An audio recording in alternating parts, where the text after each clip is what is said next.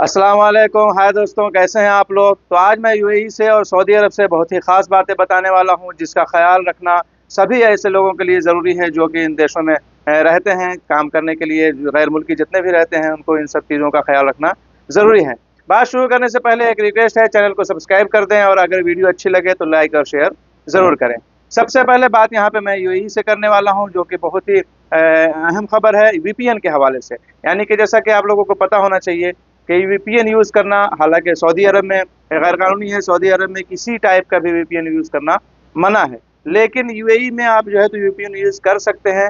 जिन लोगों को भी कन्फ्यूज़न है इस हवाले से, यहाँ पे मैं इस बात को क्लियर कर दूं कि कर सकते हैं, लेकिन उसके अलावा भी यहाँ पे खबरदार किस लिए किया गया है और किस वजह से जो है तो आप पर भारी जुर्माना 2 मिलियन दिरहम तक का जुर्माना यहाँ पे बताया गया है कि लग सकता है। इसकी क्या वजह है, तो आइए यहाँ पे मैं इसके बारे में डिटेल्स में बता रहा हूँ। दरअसल बात यह है कि वीपीएन का यूज़ करना दुबई और अन्य अमीरात में, यानी कि पूरे यूएई में कानूनी तो है, लेकिन अगर आप इसका अनुचित तरीके से उपयोग ऐसी वैसी वीडियो देखने, ड्रग्स बेचने, फ्रॉड करने या इसी तरह के किसी अवैध कामों के लिए करते हैं तो ये गैर कानूनी माना जाएगा। और इस तरीके से वीपीएन का गलत इस्तेमाल करते हुए पकड़े जाने पर आपके ऊपर 2 मिलियन दिरहम तक का भारी जुर्माना लग सकता है।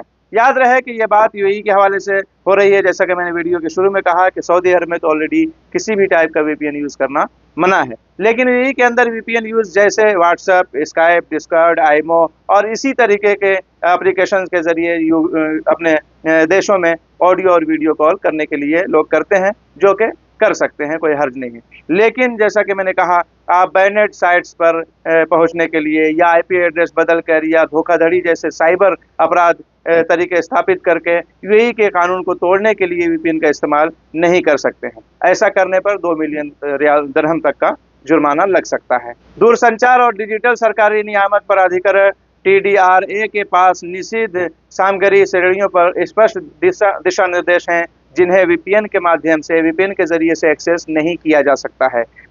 यूएई में वीपीएन का उपयोग लिमिट में रहकर कर सकते हैं, जैसा कि मैंने कहा कि व्हाट्सएप कॉल वगैरह के लिए लोग करते हैं, जो कि कानूनी है, गैर कानूनी नहीं है। लेकिन और अन्य बैनेट साइट को एक्सेस करने के लिए वीपीएन का उपयोग करना भारी पड़ सकता है। वीपीएन इस्तेमाल पर फाइन। यूएई में कानून का उल्लंघन करके वीपीएन का उपयोग अगर से आप करते हैं, वीपीएन को अगर से यूज़ करते हैं तो बहुत ही महंगा पड़ सकता है। यानी कि जैसा कि मैंने कहा कि 2 मिलियन रियाल दिरहम तक का जुर्माना लगाया जा सकता है और कारावास की सज़ा भी हो सकती है। यहाँ पे ये भी बताया गया है। यहाँ पे ये भी बताते चलें कि ये जुर्माना सिर्फ जो है तो संयुक्त अरब अमीरात के निवासियों पर ही लागू नहीं होता, बल्कि पर्यटकों पर भी लागू होता है। यानी कि कोई वहाँ पे अगर से विजिटर जाता है उसके लिए भी यह कानून है, कि इसलिए कि यदि आप परिवार के साथ यात्रा पर जा रहे हैं तो आपको इसकी जानकारी रखना बहुत ही ज़रूरी है। वहीं गंभीर उल्लंघन आपके जीवन को खतरे में डालते हैं, जैसा कि भारी जुर्माना, उसके बाद कारावास की सज़ा भी हो सकती है। तो इस चीज़ का ख्याल रखना। जितने लोग भी दुबई में रहते हैं या दुबई में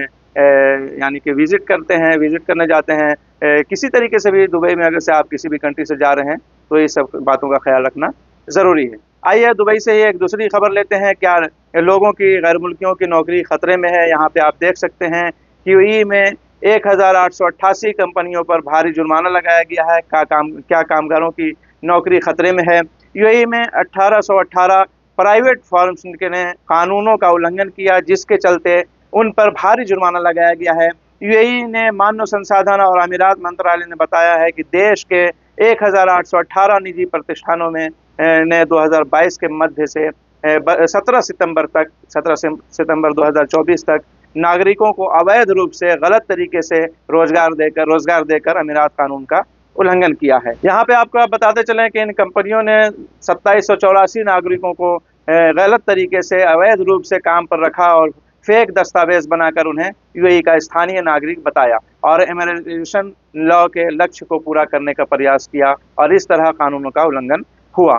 लगाया जाएगा भारी जुर्माना। इस हवाले से यहाँ पे बताया गया है कि उल्लंघन करने वाले प्रतिष्ठानों पर कंपनियों के खिलाफ 20,000 दिरहम से लेके 5 लाख दिरहम तक का जुर्माना लगाया जा सकता है। फिर उन्हें सार्वजनिक अभियोजन के लिए भी भेजा जाता है।